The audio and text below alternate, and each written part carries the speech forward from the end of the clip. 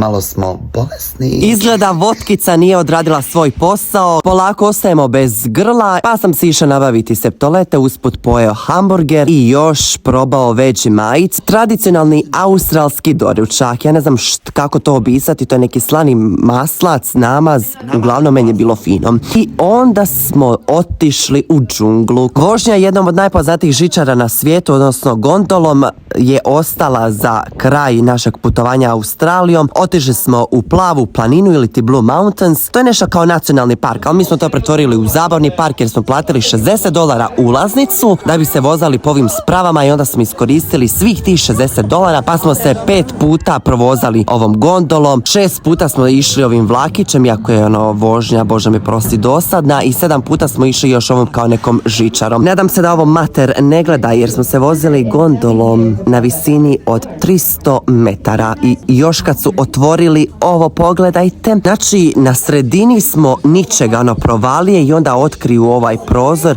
i onda vi stojite i jao ljudi. Neka životinja nas je zarobila i sad smo ovdje tu u žičari.